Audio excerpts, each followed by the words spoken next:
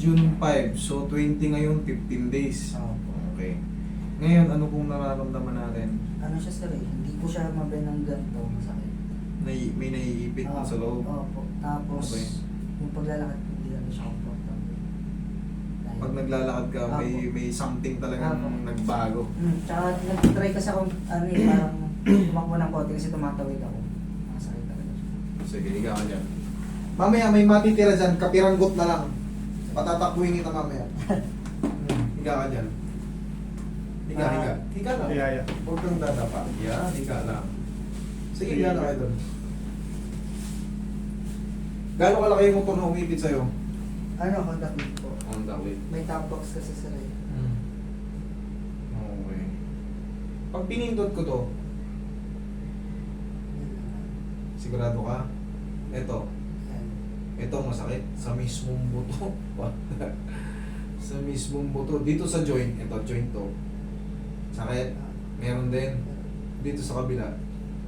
Apo. Ito rin. Idol, hindi pa nakaka-recover yung buto mo.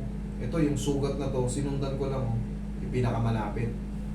Ibig sabihin, para ka lang nakasuntok na ano yan.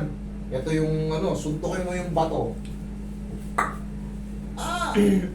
Ganun yan. Pero syempre, kaya kung tinitest ng ganun, doon ko malalaman kung may fracture. Pag sumigaw ka ng todo, ibig sabihin may crack siya. Pero pagka may pain lang, kaya naman, maaaring yung parang nangilo lang din, sinuntok mo yung ano, yung kumbaga naipit ka naman. Pero ito idol, di ba pag naglalakad ka, parang pili mo may pressure dito nung nag-create oh. Hindi ako makadiin, pag tatakbo ko, parang may talagang parang may pupot, may kumikirot dito eh. Yan ang i-release natin, tapos lalagyan natin ng bandage. Tapos mga obserbahan mo, mga maximum 10 days.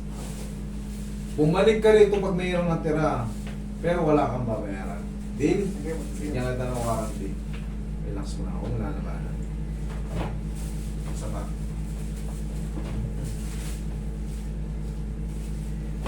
Isa pa.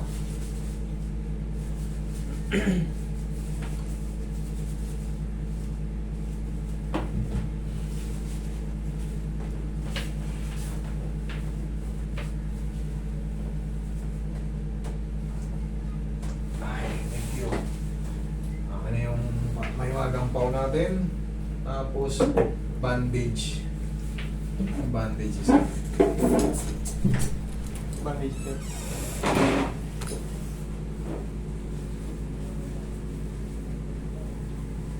Mamaya may matitira rin ito, konti na lang.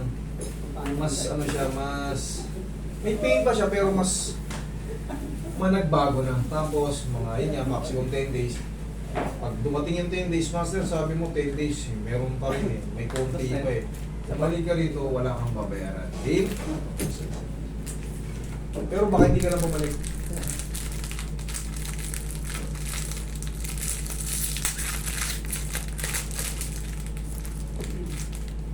Tapos, wag mo lang munang i-challenge kasi kaka-adjust lang.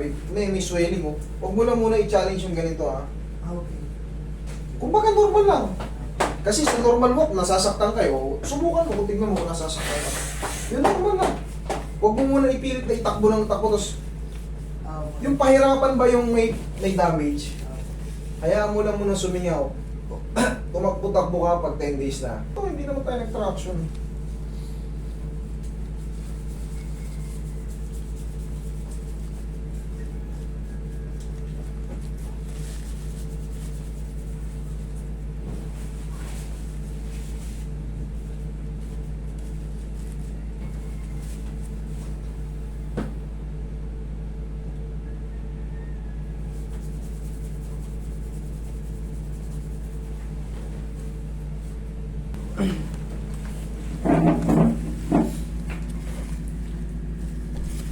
Medyo okay na po.